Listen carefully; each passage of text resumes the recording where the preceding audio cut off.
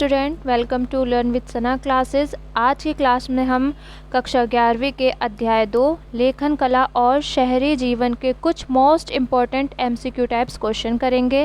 तो चलिए स्टार्ट करते हैं हम आज की क्लास। पहला क्वेश्चन है, इस क्वेश्चन में पूछा गया है शहरी जीवन की शुरुआत कहाँ से हुई थी। तो हमें ये बताना है कि दुनिया में सबसे पहले शहरी जीवन की शुरुआत कहाँ हुई। और हमारे सामने 4 ऑप्शन है। पहला हड़प्पा, मिस्र, मेसोपोटामिया और रोम। और जो करेक्ट आंसर है वो है option number C, Mesopotamia. Mesopotamia के अंदर सबसे पहले शहरी जीवन की शुरुआत हुई थी। अब क्वेश्चन नंबर 2 है हमारे सामने। इसमें पूछा गया है मेसोपोटामिया किन 2 नदियों के बीच स्थित है। और ऑप्शन है दसला फरात, रावी व्यास, गंगा यमुना, नील और अमेज़न। तो जो सही ऑप्शन है वो है ऑप्शन नंबर ए। मेसोपोटामिया जो शहर है वो दजला और फरात नदियों के बीच स्थित है। तो हमारा ऑप्शन नंबर ए होगा करेक्ट। अब चलते हैं तीसरे क्वेश्चन की ओर। तीसरे क्वेश्चन में पूछा गया है 2000 ईसा पूर्व के बाद के दक्षिणी भाग को किस नाम से जाना जाता था। तो हमारे सामने ऑप्शन है अक्कद, बेबीलोन, सुमेर, असीरिया। और जो सही ऑप्शन है वो है ऑप्शन नंबर बी, बेबीलोन। तो 2000 ईसा पूर्व के बाद जो मेसोपोटामिया का दक्षिणी भाग था उसे बेबीलोन के नाम से जाना जाने लगा था। क्वेश्चन नंबर 4, इसमें पूछा गया है अरामाइक भाषा किससे मिलती जुलती है।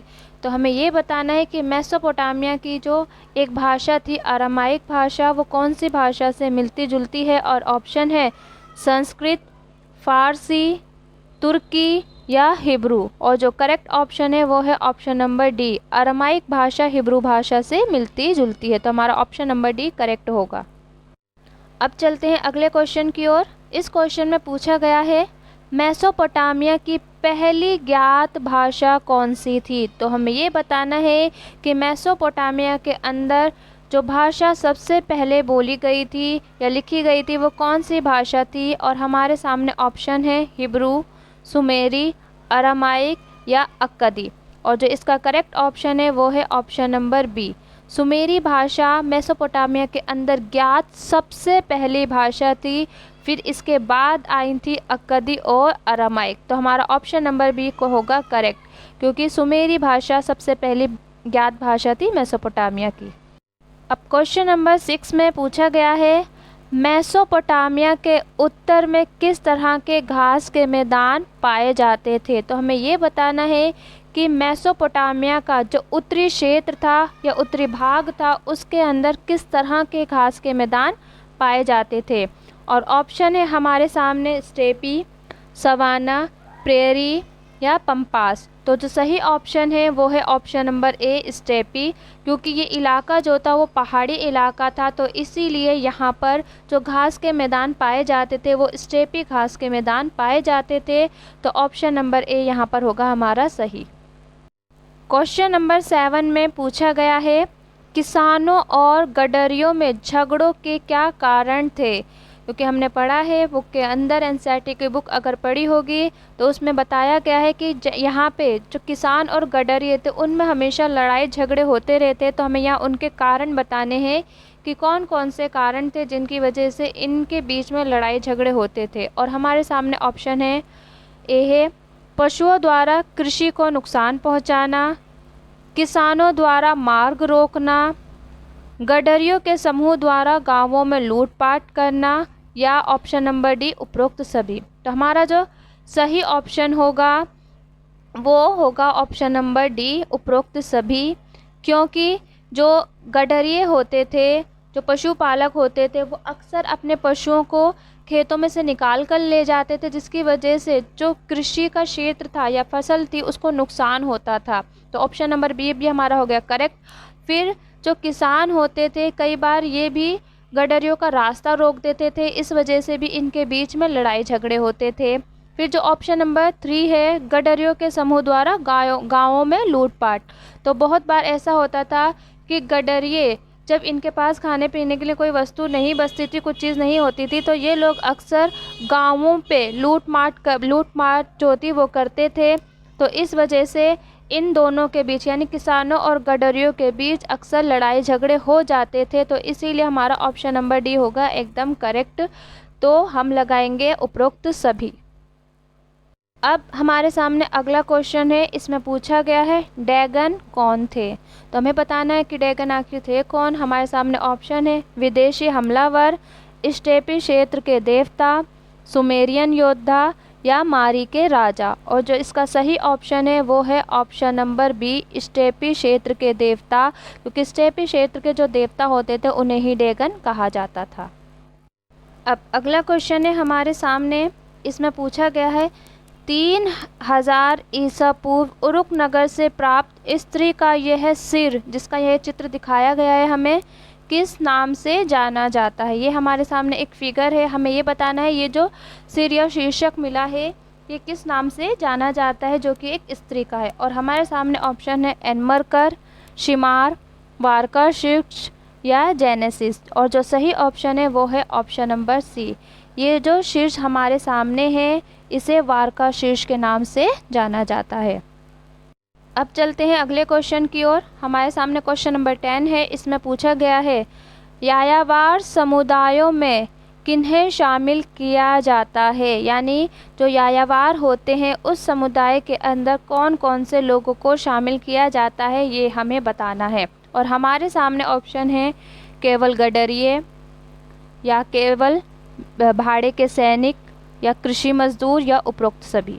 तो जो करेक्ट ऑप्शन है वो होगा, क्योंकि ये जो यायावार समुदाय होते थे इसके अंदर गडरिये को शामिल किया जाता था, भाड़े के सैनिकों को भी, कृषि मजदूर को भी, यानी सभी प्रकार के लोग इसमें शामिल हो सकते थे। तो हमारा ऑप्शन डी होगा सही। तो उपरोक्त सभी यानी कि तीनों को ही यायावार समुदाय के अंदर शामिल किया जाता था। अब अगला क्वेश्चन है हमारे सामने, इसमें पूछा गया है शहरी जीवन की कौन सी विशेषता नहीं है। तो हमें यहाँ ये बताना है कि कौन सी विशेषता नहीं है। और हमारे सामने ऑप्शन है श्रम विभाजन, आर्थिक गतिविधियाँ, कम जनसंख्या घनत्व, सामाजिक संगठन। तो हम ये देखेंगे कि जो शहरी जीवन होता है उसमें श्रम यानी काम का विभाजन तो होता ही है, वहाँ पे बहुत सारी आर्थिक गतिविधियाँ भी होती हैं क्योंकि चीज़ों का विनिर्माण होता है। कम जनसंख्या का घनत्व, ये जो ऑप्शन है ये शहरी जीवन की विशेषता नहीं होता। तो हमारा करेक्ट ऑप्शन होगा ऑप्शन नंबर सी। अब क्वेश्चन नंबर 12 है हमारे सामने, इसमें पूछा गया है मेसोपोटामिया में किस प्रकार के नगर थे। तो हमें बताना है कि मेसोपोटामिया के अंदर जो नगर पाए जाते हैं वो किस प्रकार के थे। पहला ऑप्शन है धार्मिक नगर, दूसरा व्यापारिक नगर, तीसरा शाही नगर या चौथा ऑप्शन है उपरोक्त सभी। तो जो मेसोपोटामिया था उसके अंदर हमें धार्मिक नगर भी मिलते हैं, जिसमें जो मंदिर होता था उसके बीच उसको केंद्र में रखा जाता था और उसके चारों ओर जो नगर थे उनका निर्माण होता था। तो हमें धार्मिक नगर के बारे में भी जानकारी मिलती है। व्यापारिक नगर के बारे में भी हमें मेसोपोटामिया से जानकारी मिलती है, क्योंकि बहुत से ऐसे नगर थे कि लोग व्यापार करने के लिए वहाँ आए थे और वहाँ पे उन्होंने रहना शुरू कर दिया था। इसके अलावा हमें शाही नगरों के बारे में भी जानकारी मिलती है। तो ये तीनों ही तरह के जो नगर है वो मेसोपोटामिया के अंदर पाए जाते हैं। तो इसीलिए हमारा ऑप्शन नंबर डी जो होगा वो हमारा करेक्ट ऑप्शन होगा। तो ऑप्शन नंबर डी उपरोक्त सभी यानी तीनों ही मेसोपोटामिया के नगर हैं या तीनों ही तरह के जो नगर है वो मेसोपोटामिया के अंदर पाए जाते हैं। अब हमारे सामने अगला क्वेश्चन है क्वेश्चन नंबर 13। इसमें पूछा गया है चिकनी मिट्टी के रंगीन शंकु क्यों बनाए जाते थे। तो हमारे सामने 4 ऑप्शन हैं। पहला बच्चों के खिलौनों के लिए, बच्चों के खेलने के लिए, बी मंदिर की दीवारों को सजाने के लिए, सी घरों को सजाने के लिए या फिर डी राजमहल को सजाने के लिए। तो जो इसका सही ऑप्शन है वो है ऑप्शन नंबर बी। मंदिरों की दीवारों को सजाने के लिए जो रंगीन शंकु थे उनका इस्तेमाल किया जाता था, जो कि चिकनी मिट्टी के होते थे और इनके इस्तेमाल से ही जो मंदिर होते थे उनकी दीवारों को सजाया जाता था। तो ऑप्शन नंबर बी यहाँ पे हमारा होगा करेक्ट ऑप्शन। अब हमारे सामने क्वेश्चन नंबर 14 है। इसमें पूछा गया है मेसोपोटामिया में किस प्रकार की परिवार की व्यवस्था देखने को मिलती है। और ऑप्शन है हमारे सामने एकल परिवार, संयुक्त परिवार, राज परिवार या इनमें से कोई नहीं। और जो करेक्ट ऑप्शन है वो है ऑप्शन नंबर ए, एकल परिवार, क्योंकि मेसोपोटामिया के अंदर बहुत से ऐसे दस्तावेज़ और मिले हैं जो कानूनी दस्तावेज़ हैं, उनके आधार पे हमें एकल परिवार के बारे में जानकारी मिलती है। तो मेसोपोटामिया के अंदर जो परिवार की व्यवस्था थी वो एकल थी, तो ऑप्शन नंबर ए यहाँ पर होगा हमारा सही। अब क्वेश्चन नंबर 15, इसमें पूछा गया है मारी नगर किस नदी के किनारे स्थित था। यहाँ पे हमसे सिर्फ मेसोपोटामिया के मारी नगर के बारे में पूछा गया है कि मेसोपोटामिया का जो मारी नगर था वो कौन सी नदी के किनारे बसा था। तो हमारे सामने ऑप्शन है दजला, नील, फरात या अमेज़न। तो इसका जो सही आंसर है वो है ऑप्शन नंबर सी, फरात। जो मारी नगर था वो फरात नदी के किनारे पर स्थित था या बसा हुआ था, जबकि मेसोपोटामिया जो था वो दोनों नदियों के बीच में था, दजला और फरात। उसी का एक शहर था मारी, और वही जो मारी शहर था या नगर था वो फरात नदी के किनारे स्थित था। अब चलते हैं अगले क्वेश्चन की ओर। क्वेश्चन नंबर 16 है हमारे सामने। इसमें पूछा गया है मेसोपोटामिया में मंदिरों के प्रमुख कार्य थे। तो हमें मंदिरों के प्रमुख कार्य बताने हैं कि कौन कौन से इसमें से मंदिर के प्रमुख कार्य थे। और ऑप्शन है हमारे सामने, पहले ऑप्शन में है अन्न, हल जोतक पशुओं, रोटी, जौ की शराब, मछली आदि के वितरण के अभिलेख पालक। बी ऑप्शन है व्यापारियों के नियोक्ता। सी ऑप्शन है घर परिवारों से ऊपर के मामलों के व्यवस्थापक। या फिर डी ऑप्शन उपरोक्त सभी। तो जो मेसोपोटामिया के मंदिर थे उसके अंदर हमें अभिलेख भी मिले हैं बहुत सारे, जो हमें अन्न, हल और जोतक पशुओं, रोटी, इन सारे चीज़ों के बारे में बताते हैं कि ये लोग या मंदिरों के अंदर इन सारी चीज़ों का वितरण होता था। और हमें कुछ ऐसे अवशेष भी मिले हैं जिससे हमें पता चलता है कि मंदिरों से बहुत सारे व्यापार होते थे या व्यापारी नियोक्ता जो होते वो यहाँ पर देखे जाते हैं। तो ऑप्शन नंबर बी भी हमारा सही है। फिर ऑप्शन नंबर सी, इसमें बताया गया है कि घर परिवार से ऊपर के जो मामले होते थे उनकी देखरेख भी या उनकी व्यवस्था भी मंदिर ही करते थे। तो इसीलिए हमारा ऑप्शन नंबर डी यहाँ पर होगा करेक्ट, क्योंकि ये तीनों ऑप्शन ही मेसोपोटामिया के मंदिर जो थे उनके द्वारा कार्य किए जाते थे, ये तीनों ही। तो ऑप्शन नंबर डी यहाँ हो गया हमारा करेक्ट। अब क्वेश्चन नंबर 17 में पूछा गया है मारी में जिमरीलियम के महल का निम्न में से किस कार्य के लिए उपयोग नहीं किया जाता था। यहाँ पे क्वेश्चन बहुत ध्यान से पढ़ना है। इसमें पूछा है कि नहीं किया जाता था। तो पहला ऑप्शन है शाही परिवार का निवास स्थान, दूसरा धार्मिक प्रयोजन, तीसरा प्रशासनिक कार्य, चौथा कीमती धातुओं के आभूषणों का निर्माण स्थल। तो जो करेक्ट ऑप्शन है वो है ऑप्शन नंबर बी, धार्मिक प्रयोजन, क्योंकि इसके अंदर ये जो महल था, जिमरीलियम का महल जो था, इसके अंदर सिर्फ धार्मिक प्रयोजन नहीं होते थे, इसके अलावा ये शाही परिवार का निवास स्थान भी था, यानी यहाँ के शाही परिवार के लोग रहते थे। प्रशासन से संबंधित जो भी कार्य होते थे वो भी यहीं होते थे। इसके अलावा कीमती धातुओं के जो आभूषणों का निर्माण होता था वो भी यहीं पर होता था। केवल धार्मिक प्रयोजन से संबंधित कार्य यहाँ पर नहीं होते थे, इसलिए ऑप्शन नंबर बी हमारा सही होगा। अब चलते हैं अगले क्वेश्चन की ओर। क्वेश्चन नंबर 18, इसमें पूछा गया है गिलगेमिश महाकाव्य कितने पट्टिकाओं पर लिखा गया है। और ऑप्शन है 12, 11, 10 और 13। और जो सही ऑप्शन है वो है 12। तो ऑप्शन नंबर ए यहाँ पे हमारा होगा सही, क्योंकि ये जो गिलगेमिश महाकाव्य ये 12 पट्टिकाओं पर लिखा हुआ मिलता है हमें। क्वेश्चन नंबर 19 में पूछा गया है उरुक नगर का सबसे महान शासक कौन था। तो हमारे सामने कुछ शासकों के नाम हैं और उनमें से हमें ये बताना है कि उरुक नगर का सबसे महान शासक इनमें से कौन था। तो ऑप्शन है हमारे सामने, पहला ऑप्शन है एनमरकर, दूसरा उरलुगुल, तीसरा गिलगेमिश, चौथा युदुल कालामा। और जो सही ऑप्शन है वो है ऑप्शन नंबर ए, एनमरकर। एनमरकर जो था उरुक नगर का सबसे महान शासक माना जाता है, क्योंकि ऐसा माना जाता है कि इसी की वजह से लिखने की जो कला थी उसकी शुरुआत हुई थी। क्वेश्चन नंबर 20 में पूछा गया है उरुक नगर में एक अंधविश्वास के अनुसार यदि घर की दहलीज ऊंची उठी हुई हो तो वह डैश लाती है। तो हमें बताना है कि घर की दहलीज ऊंची उठी होने से क्या चीज़ वो लाती है जो कि वहाँ के लोगों का यानी उर नगर के लोगों का एक अंधविश्वास था। तो हमारे सामने ऑप्शन है परेशानी, खुशहाली, धन दौलत या शुद्ध वायु। तो इन लोगों का यानी उर नगर के जो लोग थे उनका ये अंधविश्वास था कि अगर घर की दहलीज ऊंची हुई होगी यानी ऊंची उठी हुई होगी तो वो हमारे लिए धन दौलत लेकर आएगी। तो इसलिए हमारा ऑप्शन नंबर सी होगा सही, धन दौलत। तो उनका ये मानना था कि घर की दहलीज ऊंची उठी होने से ये हमारे लिए धन दौलत लेकर आएगी। क्वेश्चन नंबर 21 में पूछा गया है, जिमरीलिम अपने महल में विदेशी अतिथियों और प्रमुख लोगों से कमरा नंबर डैश में मिलता था। तो हमें ये बताना है कि जिमरीलिम जो था वो अपने महल के अंदर जब विदेशियों से मिलता था तो कौन से नंबर के कमरे में मिलता था। और हमारे सामने ऑप्शन है 123, 132, 136 या 138। और जो सही ऑप्शन है वो है ऑप्शन नंबर बी, 132। तो जो जिमरीलियम था वो कमरा नंबर 132 के अंदर अपने अतिथियों से यानी विदेशी अतिथियों से मिलता था। ऐसा हमें पट्टिकाओं के माध्यम से पता चलता है।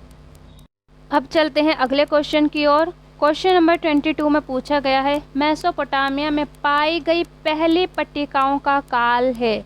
तो हमें ये बताना है मेसोपोटामिया के अंदर जो हमें सबसे पहली पट्टिकाएं मिलती हैं या सबसे पुरानी पट्टिकाएं मिलती हैं उसका काल क्या है। तो हमारे सामने ऑप्शन है 4000 ईसा पूर्व, दूसरा 31000 ईसा पूर्व, तीसरा 32000 ईसा पूर्व, चौथा 5000 ईसा पूर्व। तो जो पहली पट्टिकाएं मिलती हैं वो हमें 32000 ईसा पूर्व की मिलती हैं। तो ऑप्शन नंबर सी भी हमारा यहाँ होगा एकदम करेक्ट, यानी 32000 ईसा पूर्व पहले की या उस काल की ये पाई गई हैं पहली पट्टिकाएं। तो ऑप्शन नंबर सी हमारा हो गया करेक्ट। अब हमारे सामने अगला क्वेश्चन है क्वेश्चन नंबर 23। इसमें पूछा गया है, मेसोपोटामिया में बस्तियों का विकास कब से आरंभ हो गया था। और हमारे सामने ऑप्शन है 2000 ईसा पूर्व, 3000 ईसा पूर्व, 4000 ईसा पूर्व या 5000 ईसा पूर्व। तो जो सही ऑप्शन है वो है 5000 ईसा पूर्व, यानी मेसोपोटामिया के अंदर लगभग आज 5000 ईसा पूर्व पहले ही बस्तियों का विकास होना शुरू हो गया। तो ऑप्शन नंबर डी हमारा यहाँ होगा एकदम सही। अब क्वेश्चन नंबर 24 में हमसे पूछा गया है, प्रौद्योगिकी के क्षेत्र में एक युगांतकारी परिवर्तन जो शहरी अर्थव्यवस्था के लिए अत्यंत उपयोगी साबित हुआ वह था। तो हमें ये बताना है कि मेसोपोटामिया के अंदर एक परिवर्तन हुआ था प्रौद्योगिकी के क्षेत्र में जो बहुत ही परिवर्तनकारी था, वो कौन सा था परिवर्तन, हमें ये बताना है। तो हमारे सामने पहला ऑप्शन है कुम्हार के चाक का निर्माण, दूसरा लोहे की खोज, तीसरा मंदिर निर्माण की शैली, चौथा हल का प्रयोग। और जो करेक्ट ऑप्शन है वो है ऑप्शन नंबर ए, कुम्हार के चाक का निर्माण। यानी यहाँ पर जो मेसोपोटामिया के अंदर एक बदलाव हुआ था या परिवर्तन हुआ था अर्थव्यवस्था के क्षेत्र में, वो था कुम्हार के चाक का निर्माण, जिसकी वजह से अब कुम्हार एक साथ कई सारे बर्तनों का निर्माण कर सकता था।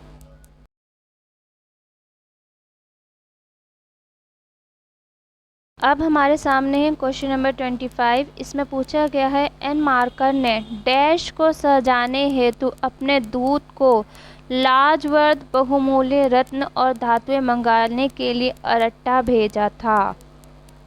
तो हमें इसका सही ऑप्शन बताना है और हमारे सामने ऑप्शन है राजमहल, अपनी रानी का कक्ष, मंदिर या दरबार। तो जो एन मार्कर था उसने मंदिर को सजाने के लिए अपने दूत को लाजवर्द और बहुमूल्य रत्न और धातुएं लेने के लिए अरट्टा भेजा था। तो हमारा ऑप्शन नंबर सी यहाँ पर होगा करेक्ट, मंदिर को सजाने के लिए एन मार्कर ने अपने दूत को भेजा था। नेक्स्ट क्वेश्चन में पूछा गया है, मेसोपोटामिया की दुनिया को सबसे बड़ी देन क्या है। और ऑप्शन है हमारे सामने लेखन कला, शहरी जीवन, उरुक का मंदिर, काल गणना और गणित विद्या। तो जो मेसोपोटामिया है, मेसोपोटामिया ने दुनिया को जो सबसे बड़ी देन दी है वो दी है काल गणना और गणित विद्या।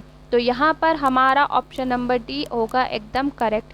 वैसे तो उसने लेखन कला, शहरी जीवन, भी दिया है, लेकिन सबसे बड़ी जो देन है वो है काल गणना और गणित विद्या। अगर यहाँ हमारे पास ऑप्शन होता उपरोक्त सभी तो हम उपरोक्त सभी लगाते, लेकिन हमारे सामने ऑप्शन नहीं है उपरोक्त सभी, तो यहाँ हम काल गणना और गणित विद्या लगाएंगे, क्योंकि जो सबसे बड़ी देन है वो यही है।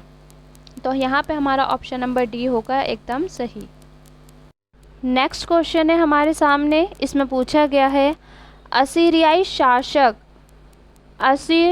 असुरबनीपाल ने राजधानी डैश में एक पुस्तकालय की स्थापना की। तो हमें ये बताना है जो असुरबनीपाल था उसने एक पुस्तकालय की स्थापना की थी, वो कहाँ की थी। और हमारे सामने ऑप्शन है बेबीलोन, निन्वे, उर या उरुक। तो सही ऑप्शन जो है वो है निन्वे, ऑप्शन नंबर बी होगा यहाँ पे सही।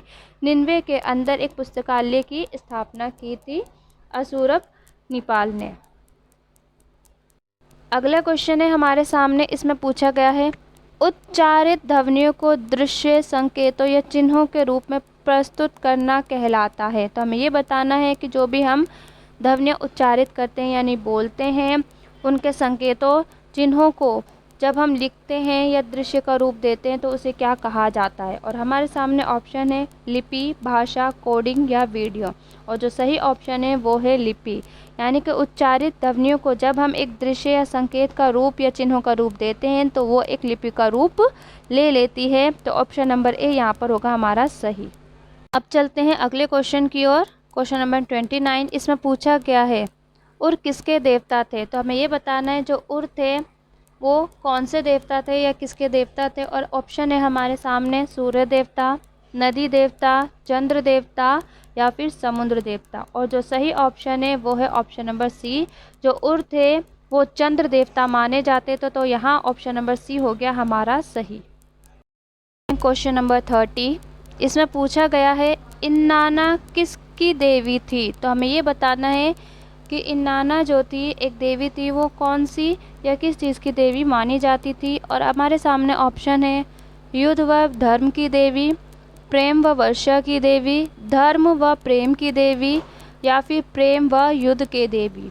तो जो इन्नाना थी वो प्रेम और युद्ध की देवी मानी जाती थी। तो हमारा ऑप्शन नंबर डी यहाँ पर होगा एकदम करेक्ट ऑप्शन। जो इन्नाना देवी थी वो प्रेम और युद्ध की देवी मानी जाती थी। तो इस तरह से आज हमने 30 क्वेश्चंस किए हैं एमसीक्यू टाइप्स, जो कि बहुत इम्पोर्टेंट क्वेश्चंस हैं। तो इस तरह के क्वेश्चंस को और भी देखने के लिए आप मेरे चैनल को सब्सक्राइब कीजिए, वीडियो को लाइक कीजिए, और अगर आपको और भी क्वेश्चंस चाहिए इस टाइप के तो कमेंट भी कीजिए।